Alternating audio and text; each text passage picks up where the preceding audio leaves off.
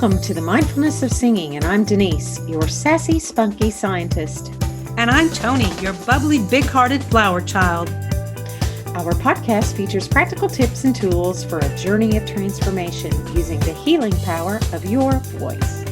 Each podcast, we will delve into the mind, body, and spirit connection by interviewing inspirational guests, sharing personal stories, and discussing the most recent scientific research.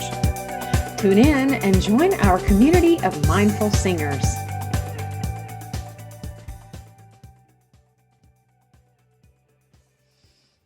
Okay, so what's our subject today, Miss? Our subject today, Miss Denise, is that I have this dear, brilliant friend, Mika Geniale, and she has a doctorate not in medicine, but we need to come up with a clever name for her other hat that she wears because she likes to delve into medically related things as well.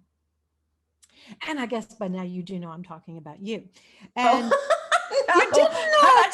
Well, no, I thought you said a name, and I thought you were talking about some friend in Italy, and I was like, oh, no. I said La Mika Geniale, my brilliant friend. I translated the name of a book series. Of course you did. Okay. Of course. So anyway, several weeks ago, Denise shared on our podcast about a sleep aid. And I think now there's so much stress, and if you can't sleep, you can't sing. I think that's a pretty across the board. You can hear it in people's speaking voice. You can, it's just immediately comes up. So sleeping is so important in so many ways. And Denise shared a recipe, and I'm going to, Vanna White here has that recipe all out. And to say, I've been doing it now for several weeks, and I've been sleeping very, very well. I only had one night for weeks and weeks that I didn't sleep well. It had nothing to do with this product. It had to do with my daughter traveling across the world. So Yeah. anyway, that'll do it to you every time as a mother. So the first thing in Dr. Denise's recipe is magnesium powder. And this is like when you take Excedrin or something, it bubbles up. I will show you. It's magnesium bicarbonate. Yes, thank you. You can see it's flaky like that. And when you put the water in, it will fizz, like that's the bicarbonate in it. Mm-hmm. Yeah. And so that's the first. And I happened to buy this at a healthy grocery store close to where I am. And they had two different containers, and I was debating. She said, it's a better price. And she said, trust me, you're going to sleep like a baby. Get the larger one. Well, I'm now down, and she was right. I have to go back and thank her. So that goes in. So then I add some type of sleepy time tea. It doesn't matter which brand. I think they're all, you may find one that you like better. I'm not promoting a brand. I'm just promoting. Yeah, no. For me, it's not about the brand. It's about having some valerian in it. Right. And then Denise also turned me on to this. This is glycine. And so it tastes like sugar, looks like sugar, but it is not sugar. I'll give you It looks just like the table sugar that your mom would have used to make brownies with or whatever. And it tastes the same. It doesn't cook up quite the same, so you can't. I use it in some recipes sometimes, but it kind of has to be melted in some hot liquid for you to use it in a recipe. If you just use it granule, it'll make whatever you're, just in case people are wondering if you can cook with it. You can, but you got to do certain things too. Yeah. So mix that all together. Drink it, relax, don't have the computer on. And if you do, at least wear your blue light glasses or something like that. Chill out for a little bit, 30 minutes before you go to bed, and you're out for the night, and it works. Oh, yeah. And so just want to encourage everybody to do what you can to sleep and relax, because everybody needs it now. So, well, and that glycine is not just about sleep health, but it's huge in the brain feeding. It's a really good brain feeder. So that helps you. And if that doesn't quite do it for you, take some GABA, GABA. It's an acid that is also made to relax the brain, and it's good for the brain. And then I would add a couple of other things to that. Have a nighttime ritual, like at such and such a clock, you dim all the lights. You put on your blue light blocking glasses. You got yours, Tony? No, not handy. And I don't think everybody wants to see mine anyway. Yeah, hers are Dave Asprey's. They're crazy. They're quite the fashion statement. they're awful, but who cares? They work. Yes, they work. And that's all that matters. You know, you're home, who cares? But, you know, anyway, so blue light blocking glasses. And then of course, also another really great thing to do. See here are mine. I have several pairs actually, but the other thing you might want to do is maybe having a bath is something that would really relax you, and putting some magnesium flakes in the bath so that you get that magnesium also through a subcutaneous way. Your body absorbs it subcutaneously. And then the last bit that I would say that will help you is breath work. What Bob was talking about, right? Yeah. Or what Bob will be talking about, I should say. In a few minutes, our guest, who's a breath coach and is both mine and Tony's coach. Anyway, doing some sort of breath exercise, and I don't mean exercise as in something that gets you all hopped up, but certainly a relaxing breath exercise. Maybe if you're new to breath, maybe a 4-7-8 breath that Dr. Weil talks about. That's the German diction coming out in me. Or what I like to do is I like to do some oxygen advantage work where I breathe light and maybe take those 2 breaths and then hold for 5 seconds, 2 breaths, and not big breaths, but just through the nose, very lightly breathing. And usually that puts me in such a relaxed state. I'm out.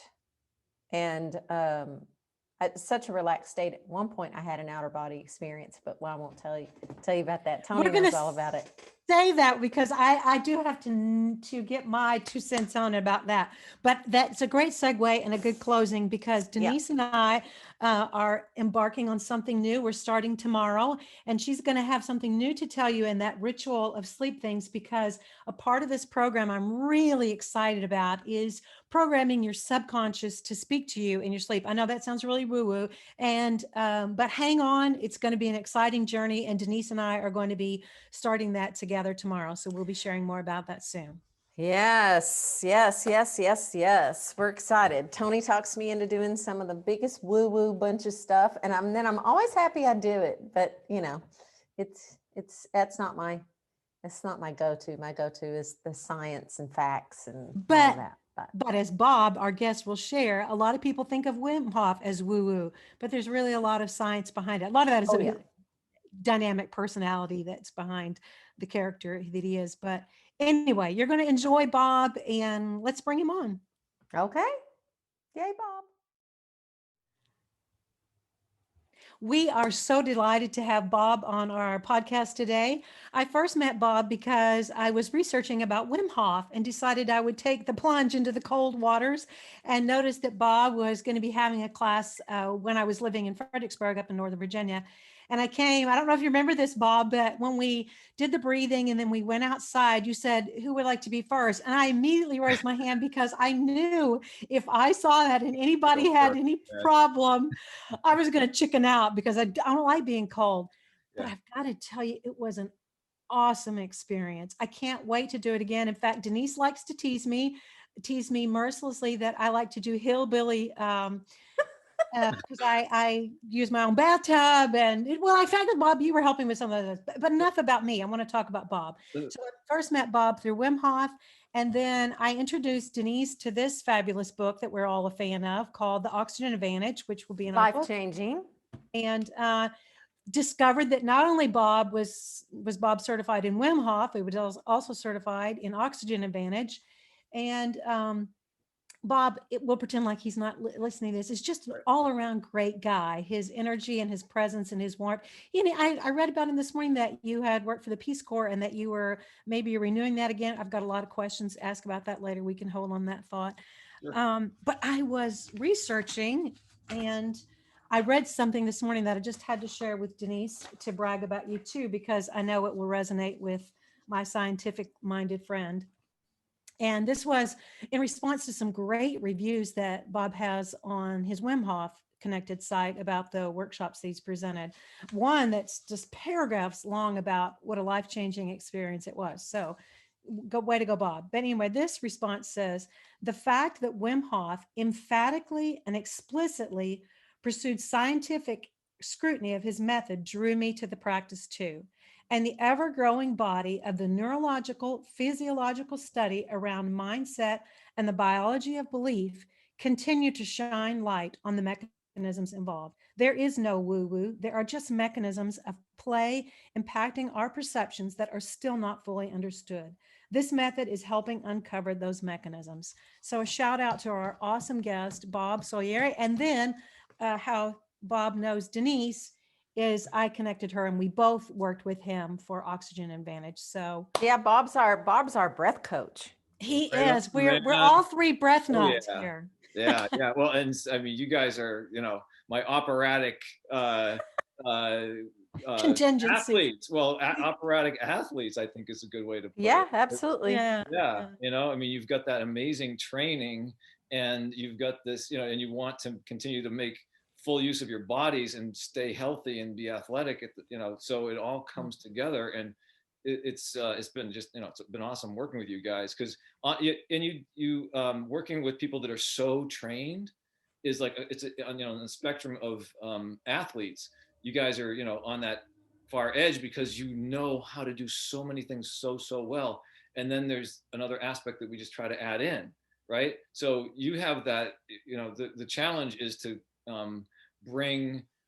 meet you where the wheels are rolling and you have your training already, and like, how can I insert training into that so that you're able to keep moving and it doesn't throw off what you're doing already. So it was a great challenge. We had a lot of fun, and you guys really had open hearts and open minds. So I think we had beautiful results too. Thank you. Yeah. Oh, yeah. Yeah. Awesome. Just, Awesome. had tons of I- fun. So Yeah, I find I keep working on the bolt score though. It's never, stays where I want it. I'm always constantly trying to tweak it a little here and there. So Denise or Bob, maybe Bob, since he's our wonderful guest, explain what the Bolt score is for our listeners Yep. who might not know. Yeah, so that's a measure of your body's your ability to comfortably not breathe on an exhale. So it's a measure of your carbon dioxide tolerance. And so you breathe because you build up carbon dioxide. And so you don't actually breathe because you need oxygen, although, I mean, that could happen, but it almost never does get to that point because you actually have enough oxygen in your body right now. If you could hold your breath for if you could just for the next 10 minutes, you'd be okay. But you can't do it because your carbon dioxide will build up and you'll have to breathe. But you have enough oxygen in your body actually for like much longer than a breath. So the Bolt score is a measure of how long it takes till you reach that point where your body says breathe. So it's not the voluntary breathing where you control it. It's just when you're going to feel that first distinct reflex, either like in your throat, your diaphragm, that says breathe. And that is a measure of really how calm your overall breathing is. The lower that number, the more irregular typically your breathing will be, and the higher that number, the slower your breathing, and the calmer your breathing, and the more efficient your breathing is. So it's an index, and the real trick, as you guys can attest, and as you just said, Denise, it's like learning to a lot of my training, and I think I just wrote this the other day, is really learning to relax. So it all comes down, it's funny enough, it's like learning to relax under stress, right? So you're doing this uncomfortable thing, you're pricking yourself to this edge of discomfort, and then you're relaxing to get a further effect. It's like that's the training zone. And so with the Bolt score, you're trying to feel that first impulse to breathe, but at the same time you're relaxing so that it's an honest response. And so you can increase your Bolt score. On one day you can have a low score and a high score depending on how stressed you are. So when you're calm, that Bolt score could extend quite a bit more. It is subjective and objective. It's sort of objective in the sense that if you do 3 or 4 of them in a row, you're probably going to get a pretty consistent set of numbers, but it's subjective because day to day across your day, you're going to feel different. And which is related to your heart rate variability, by the way, which we can get into later, because I've got a lot of stuff for you guys on HRV now. I've been going down that path a lot. Yeah, I mean, I'm rolling out the use of the Leaf device. I think I might have written that to you guys. It's a haptic. If I just change it sits under your left chest. It's actually a patch that attaches. It's an EKG. So it's a powerful EKG that attaches here, and you wear it, and it measures your HRV on a constant basis. And you can set a threshold so that it will give you a haptic feedback. It'll buzz you when you get below an HRV, and will train you. You can do HRV biofeedback to train yourself to stay in a healthy or an optimal HRV zone. And it's I did a whole HRV course with from this course right here with Jay Wiles, who was Ben Greenfield's HRV guy. So and actually Patrick hooked us up with him. Wow. And it was an awesome course. And so I learned about all the different ways that HRV is measured, what it means. And without going too far off the path here, because I'm like going on my own little escapade, but HRV is really it's an objective index of the state of your nervous system. So like in the training that I do right now, when I train you guys and anybody else, my questions to you are, how you feeling? How you know, so, and because to me, that's the indicator. If you're feeling great, you're great. So that's a subjective answer. Your Bolt score is objective, but still you can kind of change it with your feelings, right? And it can change depending on how you're doing that day. Your HRV is a number. It's a number you can change and control, but it's a number at that moment. It's a metric. So it's really not pure, but it's a more objective measure. And so any kind of thing that you can measure and you can feed back on gives you a really powerful tool. So I'm really interested in this because I want people to feel the connection between how they feel and their HRV, so that you can start to see what those feelings are when your HRV is high and when it's low. We don't right now, most of us wouldn't know if our HRV is at 20 or it's 100. We wouldn't know. I couldn't tell you right now. I mean, do I feel resilient today? Yeah, kind of, but I don't know for sure. So that's a very important metric. I see we have questions. Tony, you go first, and then I'll go. We're going to tag team you here. Yes. On this. Okay. So Bob, have you worked much with heart math? Because that measures heart rate variability too. He has. I figured you had. Heart math. I have one right here behind me, but the heart math reads infrared off of your ear, and it is light. It looks at light, and it doesn't read magnetic pulses. The Leaf device, like I said, it's an EKG, and it actually reads like an EKG machine. It reads frequencies of magnetic activity, which is actually your heart itself is actually reading the heart activity. When you go in for an EKG, that's what they read. They look at the frequencies. And this thing's looking at frequencies. Heart math is great. It's a simpler tool. It's a powerful tool, but it's a simpler tool. It's not as sophisticated. It's not as accurate. It doesn't give haptic feedback. You do have that pulsar that you can see, but the Leaf, and I mean, I'm not, frankly, the next great device could be coming out tomorrow that I don't know about. So I'm not married to a Leaf. I just think right now it's the one that I'm going to start using, because the great thing is that it's portable and it gives you that feedback on an ongoing basis. Do you have one right there where we can see it? My wife is wearing it. Okay, no worries. Okay, it's all right. So you know what? Can we pause for 20 seconds and I'll get it? Yeah. Can we do that? Absolutely. Okay, Absolutely. give me 20 seconds, because I told her I might need to grab this. So That's okay. It's okay. Go ahead, because I'm gonna fill in our listeners for a second. Okay. So for our listeners, we've been saying HRV, HRV, HRV, and we said BOLT. BOLT actually stands for Body Oxygen Level Test, number one. Number two, HRV stands for your heart rate variability.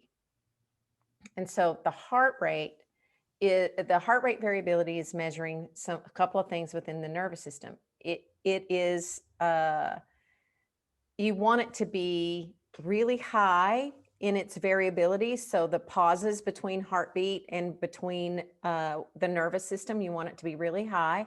And that means that the body is taking care of both digestion and your stress level. This is very simplified, in an equal amount of time. When it's not doing that and it's paying attention to one or the other, say digestion or organ function or nervous system function, stress, that sort of thing, if it's one or the other, then there's something not quite right in the body. And so that's why heart rate variability is really important. Yeah. The parasympathetic and sympathetic is what Thank she's you. referencing. Yeah. And You know, it's interesting, guys. One thing also about the sympathetic, parasympathetic, Formula One or just like IndyCar racers, you know, race drivers in general, two-footed driving, right? If you're familiar with that idea. So they never let go of the accelerator. All they do is they continue to use the brake, but they're almost always at full throttle and they just use the brake to slow themselves down enough, but then they're just always right back. So it's not like one foot, you know, accelerator, brake, accelerate. They're just, it's go, and then the brake comes on as it needs to. That's your nervous system. So the parasympathetic is a brake, and they're both active on a constant basis.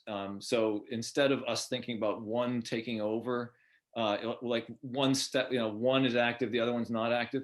It's really a two-footed braking system or a two-footed system. So it's fascinating. And so one can go offline more than the other, but that's really the mechanism. It's a two-footed driving system that we have. So when your parasympathetic is just not working, it means you can't apply the brakes. So you're like you're just like, whoa! So bringing the parasympathetic back online allows you to get some control. I mean, there are cases where the sympathetic can be actually, where the parasympathetic can be dominant, and that also can be a problem. But yeah, it's just fascinating to know that it's really it's a two-footed system compared to, like, you know, the way I thought about it at first was one's on and the other one's off. Not like that. They're both running. That's great. Yeah. Okay, so before you show us the leaf, Yeah. and I totally forget what I was going to say. So So if you were to ask me how I'm feeling, yeah, I would tell you, fantastic, I feel great. But I happen to know that today my heart rate variability is shit. Okay. Because I wear a ring. Yep. Right. That's a ring. Yep. And my heart rate variability is always in some sort of funky flux. I don't know why. I can get on, I do heart math. Tony does heart math. I can get on heart math and I can be in high coherence or in good heart rate variability, you know, 75, 80% of my session. Mm-hmm. But when I sleep, or clearly when I'm like just walk, and I'm not going to walk around the, you know, in my life wearing that device and looking at it all the time to see how I'm doing. I'm just, you know, that is not going to happen. I'm not quite that nerdy. Right. And well, that's why you might love this thing. Seriously. Well, right. But what I was going to say is, that's why most people don't know their heart rate variability, is because most people they have forgotten what it's like to feel great. Yes. They don't. And I can say this because I, you know, had that little health thing that went on with me about 3 years ago now in my back or whatever, and was always in having digestive issues and all of that. And if you'd asked me then how I felt, I would have said, well, my back hurts, but I feel great. You know, I feel fine. I'm good.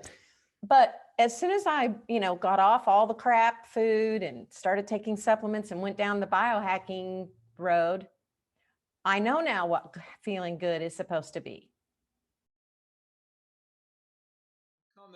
Can you hear me? Yeah. And I'll just tell our listeners right now that I do not get in a tub of cold water. I will do a cryotherapy and I'll do it for 4 minutes or whatever. But but the cold bathtub, I don't know. I am not I'm there telling yet, you, boys and but she girls. will. And when Bob tells you his facility where he has that all set up, you're going to be all over it. Oh, he did tell me about it, and that sounds awesome, and I'm all on board. And I will say now, in the summer when it's 103 outside, I'm probably going to be game. Yeah. Not in the winter, but anyway. You guys hear Okay, me? Bob, we're so glad you're back. Oh my God. Yes. So In fact, sudden. It was just like, yeah, it didn't. power went out everywhere. Yeah, just everything like plump. But So I don't know where we were. I don't know what you heard, what you did. Yeah. We were talking about, so it was HRV stuff and about feeling actually. And you were saying how, people like you wouldn't know your own HRV right now. And absolutely. So actually I had a talk with a friend last night. We were out walking and he was saying how, it wasn't until in his case, it was like until his 40s that he realized that he could feel feelings. Like, I mean, we are so disconnected from our feelings, our internal space, that we don't even know that these are things we can feel. A lot of the Wim Hof stuff I'm doing now. So we have, an advanced Wim Hof workshop now also, because I'm now a level 2 instructor also. So I do the Shit.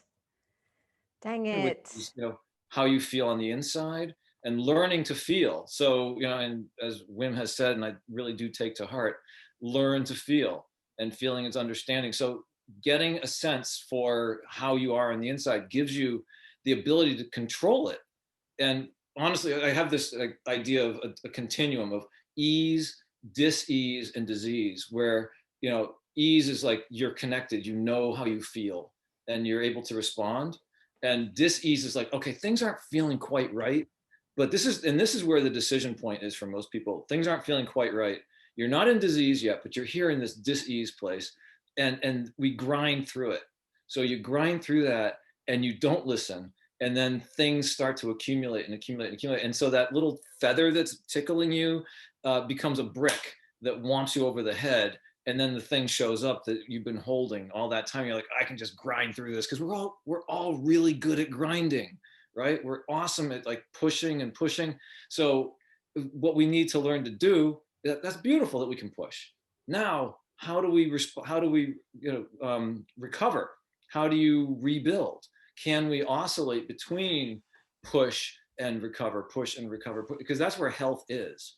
It's that ability to play both of the feet of the sympathetic, parasympathetic, both sides of the of life, really, to go hard, but then to recover. That polyvagal curve I've shown you guys, where it's like, you're sympathetic, and then you're in the rest and digest world. That play is your ability to modulate between those things. So HRV, and here's that leaf device I was telling you about. So I've got it in a strappy thing so it can like go around your chest. But just put this down here. Did the strappy thing come with the leaf? It does. Okay, all right. And this is the device itself. And it's got little sensors. It's got sticky pads you put on here, and it like attaches to your chest wall. And it just picks up. Like, it has to have contact to your body on both sensors, and then it picks up all kinds of electrical signals. So that's it. And you just wear it, and it buzzes you. It'll go bzzz, and you feel it. And you can change the intensity of the haptic feedback so that it's like a light buzz or a really powerful buzz to get your attention. But it's beautiful. So if your HRV gets below a level, it'll buzz you. And when it buzzes, the cue, and it doesn't have to be this way, but the way I've built it is on the buzz, you exhale. So while it's buzzing, you just, and so it gets you into a rhythm, and no one knows. It's just happening. You're in a meeting, you're talking to people, you're working, you're driving, and you're like, oh shit, I gotta pull myself back. You can ignore it. You can also disable the signal. You can like tap it and it'll stop doing it. But it responds. So that gives you that ongoing sense for how you're doing that day. And of course, you can all the data is on an app, so you can capture it all. So I'm going to start using that with my Oxygen Advantage and my Buteyko people as an adjunct so that we're going to do HRV biofeedback, and they're going to learn not only to get their HRVs, but also how to control it. Because what you were saying, Denise, it's not just how you're feeling right now, but can you change your HRV? Can you change it when you want to? And the answer I is mean, yes. I do when I'm doing some sort of biofeedback, like heart math. Right. But when I'm not in that state, then I haven't really tuned my body into knowing, Right. what my heart rate variability is. Now, I can tell when I'm in a little bit of like stress disease, You start to feel it. ease. Yeah. Yeah. I definitely have that sense but yeah, and I'm in that state right now. I'm trying to launch a course, and it's really Yeah. stressful, Right. and I'm not, Totally. all of that. And I'm in front of the computer ridiculous than you amounts of want to be. time a day. It's Yeah. it's dumb. But Right. anyway, That's why um, this thing is how beautiful. do you spell that, Bob? Because I'm LIEF. that's what it is. Yeah. So I mean, again, it's a thing. Say it again, please. What was it? LIEF. And the website is GetLief, GETLIEF. So I mean, again, I appreciate the connection into that world. It was actually designed for mental health, for people that are like have anxiety and depression, to help them start to regulate their state. But frankly, for performance, it's beautiful because it's the same thing. Do you track and journal where you were when your thoughts were and how that Yeah. plays out? Totally. That's the thing, is you start to see the connections between how you're feeling and how you're feeling. And what I had to write in my journal this morning, which is ridiculous, and Denise will laugh at me, but as long as we mention getting naked, I'll get vulnerable too. Yeah, sure. But I had to We're remind born naked, aren't we? say that again. We're born naked, right? Exactly. That's right. I mean, whatever. That's exactly. But anyway, I wrote in my journal in my heart math this morning. Excuse me, let me get the frog out of my throat. Yeah, same here. Cheers. That the numbers that that we're tracking are not any more our identity than the number on a scale or any other metric that we use, because I'll get a perfect score and I'll be like, yeah, it doesn't mean I'm enlightened. Oh, look, I was in the green for 16 minutes. Well, then tomorrow I should be in the green for that whole time too. And if I'm at 86%, then I have failed. And so I had to journal in that. No, Tony, this is just a tracking, not to get so caught up. Have you had any other neurotic? Tony's really competitive. I had to realize that I think that can be a positive and a negative. And if you're looking at a number that's 86 and you're judging that as a problem, right, then maybe there's a problem. It's information. So I mean, the thing to Yes. work with.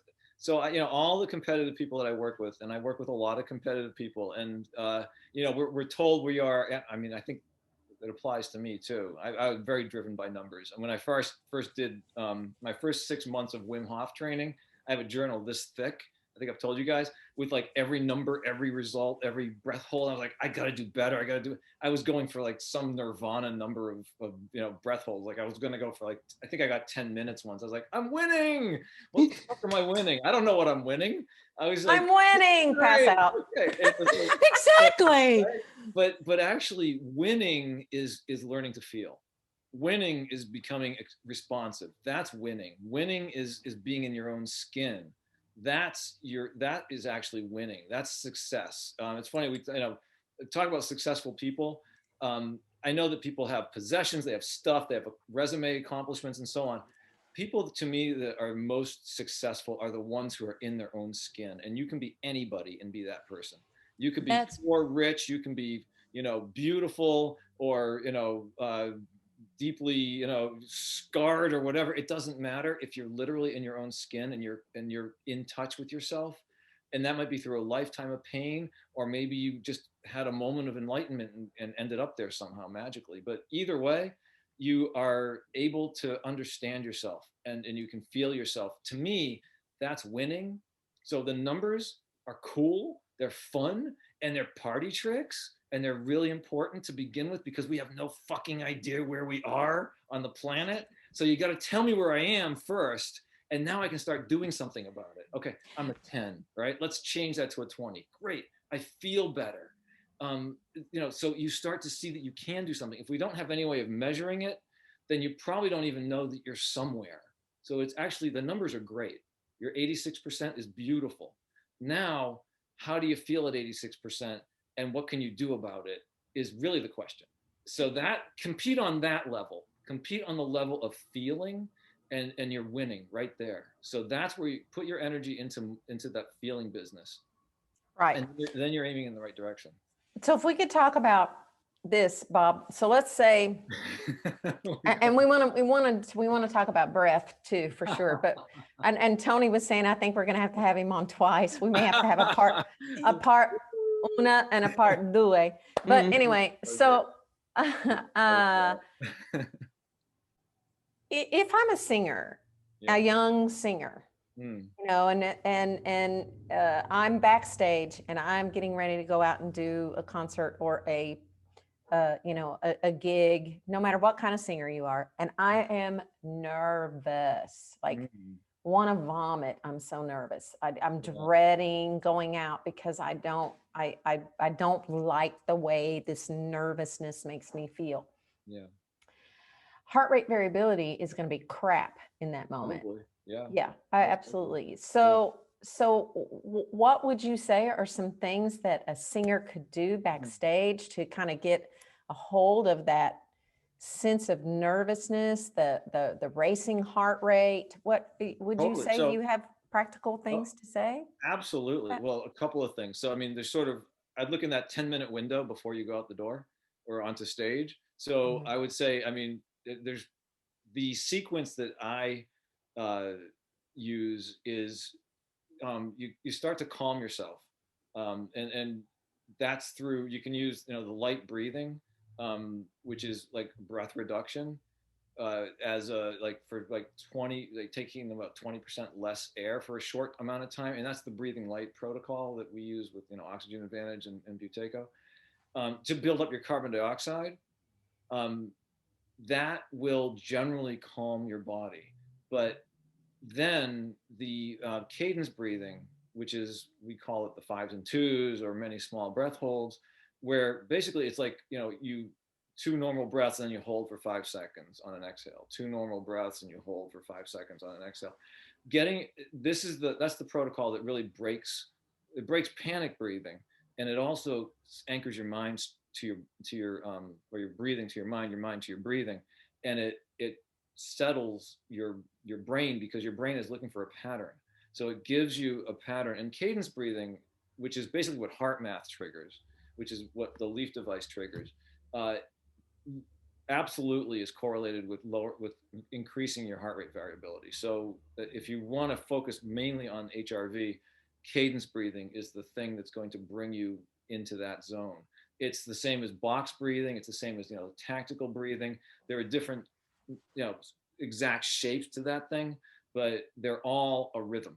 So the rhythm and resonance breathing, right? Exactly. That's also one of those things. Frequency breathing that's the same as cadence breathing. It's and 4.5 to 6.5 breaths per minute is you're going to be in that range somewhere. Everyone is, almost every human being. That's your resonant frequency. Specifically what it is, you'd have to go through some testing to find that out, but in that zone. So most people are breathing at like 12, 15, 17, 20 when you're anxious.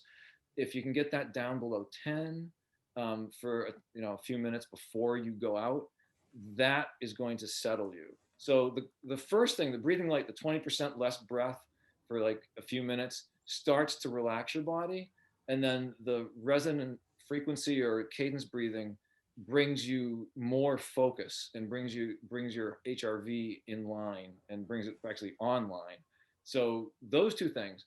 Then there's a third thing. Andrew Huberman at Stanford is talking a lot about the physiological sigh. So it's the in the moment technique, where it's 2 breaths. It's an inhale and an inhale and then an exhale. And I exhaled through my mouth, and I think he may too. But how it comes in and out isn't quite as important, because it's a physiological thing. It's meant to really expand the alveolar surface area that's exposed for oxygen exchange. So it's a physiological opening, and that has clinically a strong impact on stress reduction. So that's what Huberman's talking about. I'm like, okay, that makes sense. That's cool. That's physiological. So those are your, I think, your real tools.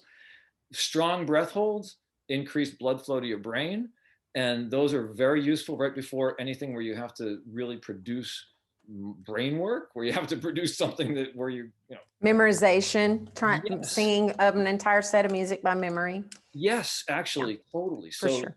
yeah, so those are your go-to tools, really. I would say right before you hit Absolutely. the stage. How does that correlate with what you guys use now? Well, Very similar. similar. I mean, for she and I, the classical voice population, yeah, tend to talk about and push and teach a very overwrought breath. And this is my opinion. Yeah. What does that mean? And take as much, you suck in all the room you possibly can through the mouth. Okay. Okay. Sounding fun. Then, yep. Then you push, well, depending on which school you're in, Many different push, schools. yeah, lots of different schools, but these are the two main schools. You push the abdominal and rib cage down and out as Okay. you exhale. Okay. And the other school is you pull up and in with the abdominals as you exhale. What about Now, the pelvic floor? Does that have a role? oh yeah, there are people who talk about the pelvic floor Okay. and they talk about, stuff like that. Lifting But certainly, I have always been in the school of out and down, Yeah. not Okay. pulling in, not putting pressure on the diaphragm. In my opinion, that causes GERD, acid reflux, and it also causes a lot of tension in the throat, and also squeezes air out of the body at a rate that a singer has a really hard time negotiating if they want to sing long phrases or long runs. Yeah.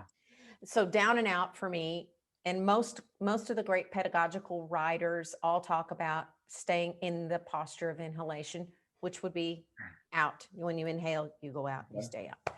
But and I think Tony teaches that second also. But I have rethought that. And in fact, yesterday I had a really good little breakthrough with a really good advanced singer I have. Like, she's been out of school a very long time. She has her own teaching studio, and she's been cast in a role and she's trying to learn it. And she's also got auditions coming. And we did a session yesterday and she's having a really hard time getting through the phrase, and she's doing all the right things. And I said, I would like to know what it would be like if you took a breath through the nose. Mhm. And if you relaxed into that phrase, like just relax, rather than pushing or pulling or squeezing or whatever, relax, like just go, okay, I'm taking this breath and now I'm going to relax and sing. Yeah. She could get through those phrases like nobody's business. Oh, that's awesome. And I firmly believe Holy. that, yeah, you definitely need to be athletic in your singing, Exactly. but not to the detriment of your singing. Well, Come that on. Balance. see, that's what athletic is too. So just recently I was training a 12-year-old swimmer, and it's been fantastic. I have so enjoyed all the different people I've gotten to work with. It's been so cool. Yeah. Such a wide variety. So this 12-year-old swimmer, we were talking about what athleticism is, and that, the edge for an athlete is relaxing. You're already trained. You know what to, your body your muscles are ready.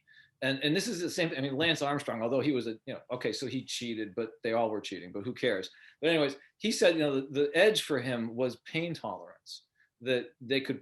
And so when you're tolerating pain, I think you could flip the script on that one and say that it's your ability to relax under stress. If you could look at it a different way, instead of, that you're able to stay calm while you're going through that hard stuff. So what you are training or teaching your singer, I think it makes complete sense, because when you relax, that's the basis of the breathwork stuff that I do too. Wim Hof, oxygen, all of it, Buteyko, is that you're going to go to your edge, and you're at the same time. I kind of use this little image where it's like you're on your edge, and there's the effort side, or the discomfort side, and then there's the relaxing side. So you're on the edge of this discomfort, but you're staying relaxed and you're managing it right here on that edge.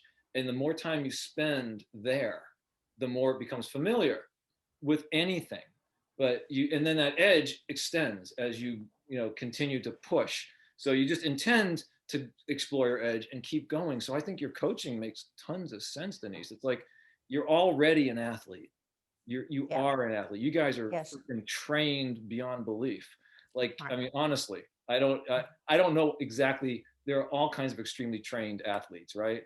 But you guys are extremely trained athletes. So then what do you do with that training, right? Because you can just you could push yourself harder and harder, but eventually it becomes brittle and it breaks. But if you can soften at the edges, my God, there you go. There's your advantage. And then you're actually able to enjoy it. And what if it's fun? What if it's actually fun? What if it's actually play? God, what if it's play? Yes, right, Tony? If it's play, think about that. Throw play in there. And that, I think, is the great gift that Wim gave me, is all these insane things that we do. And he's laughing and he's singing. He's not laughing and singing out of irresponsibility. It's just joy of life. And he also knows, and I've seen this with other instructors and participants, the more you put effort into your joy, or you put joy into your effort, it intentionally becomes easier. And just a quick sidelight on this, I'm actually also, I did a recording of content for Trident Mindset, which is, I don't know if you guys, from Alexandria, Virginia, there's a CrossFit, Trident CrossFit, run by a guy named Chris Smith. He's an ex-Navy SEAL, and he has put together a mindset program that I did an hour and a half worth of content for on breathing.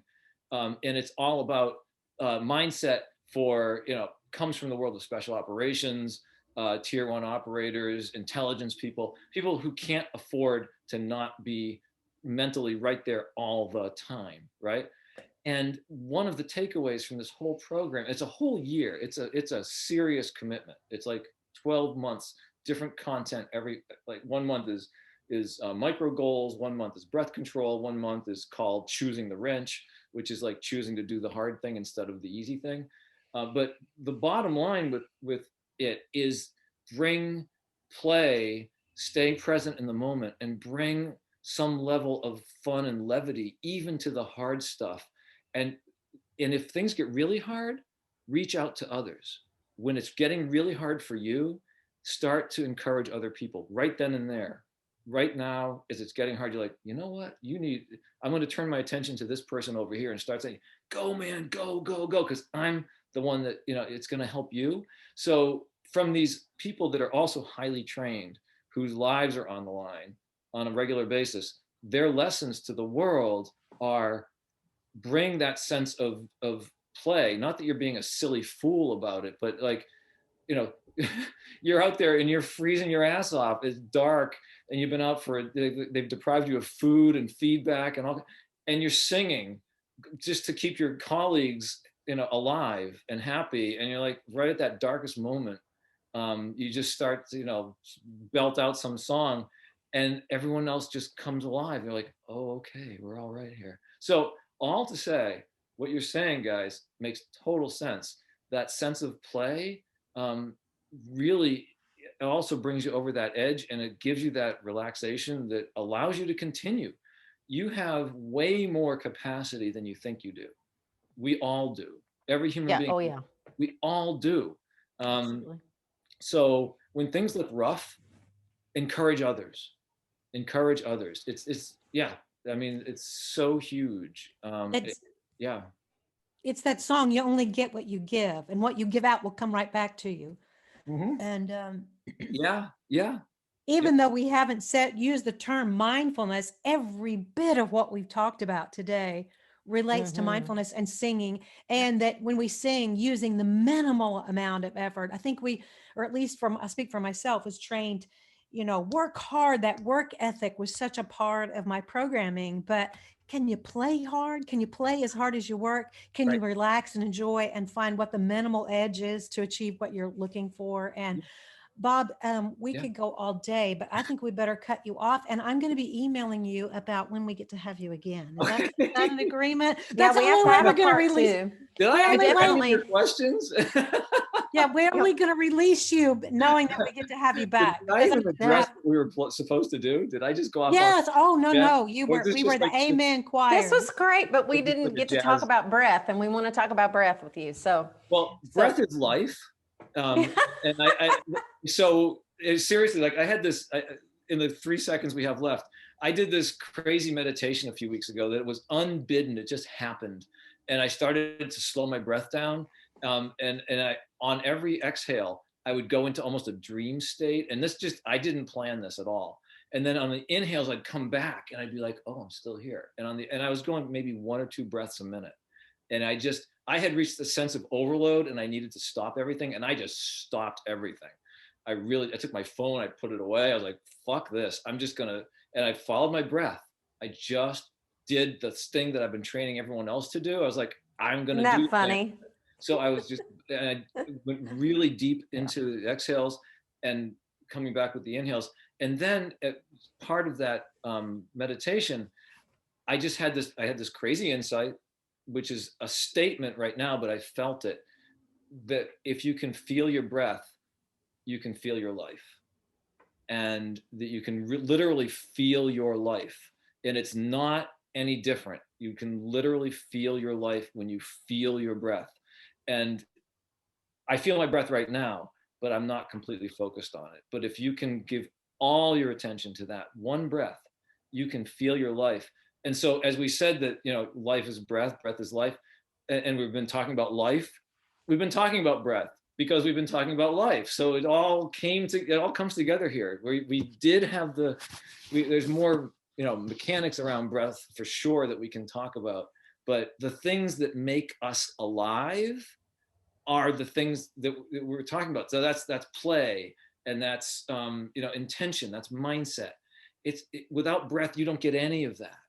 It doesn't even, it's a non-starter. You can't think, you can have all the mindset you want. If your breath is shit, you're not going to get there.